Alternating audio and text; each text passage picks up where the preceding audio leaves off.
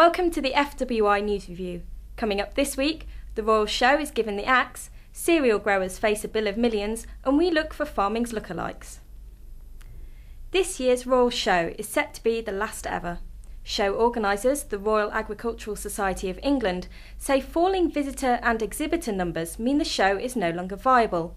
Last year, the event, based at Stoneleigh in Warwickshire, lost £250,000.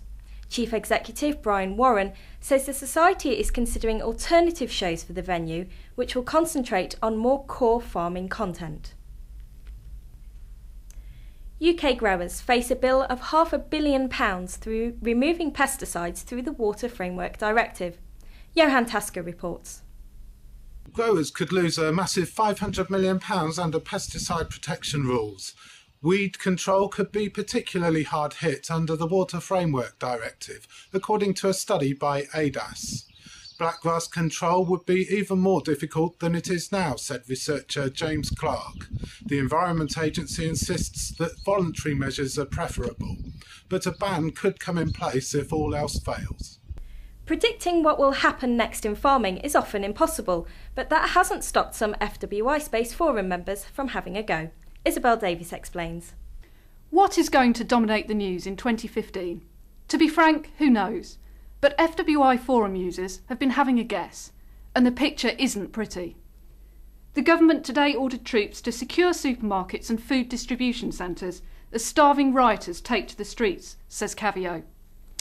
Glasshouse predicts the return of the horse to farming as oil prices climb sky high. Clydesdale horses are now commanding £30,000 each, he says, and with nitrogen fertiliser breaking £1,000 per tonne in 2013, farmers have stopped using it. The national wheat crop has collapsed to 5 million tonnes. Mark W is a lone positive voice. The effects of climate change have turned Europe into the most productive agricultural zone in the world. Farmers and agribusiness are now the biggest lenders of finance to city banks. Who do you think is right?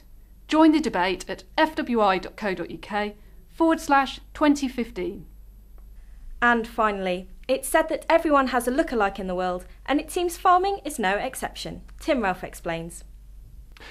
We all like to think we're unique, but that's rubbish. We've all got a doppelganger somewhere. Somebody contacted the Farmers Weekly office and said that I look like Mark Curry, the ex-BBC Blue Peter presenter. I don't buy it myself, but you get the point. Take Marianne Fisher-Bowl. There's been some comments on the website that she looks a spitting image of Margaret off The Apprentice. Fair point. And I've always thought the FWI blogger Matthew Naylor is a spitting image of not one but two people. Graham Gooch, Gucci, the ex-cricketer, and Max off Hollyoaks, which I'm sure Matthew will be a little bit less flattered by. So, do you look like someone famous, or do you know someone in farming who does? Email us and let us know. fwfarmlife@rbi.co.uk. Thanks, Tim. That's it from me this week. For all the latest news, including aid demands for bovine TB victims and reviews of the latest 4x4s, visit fwi.co.uk.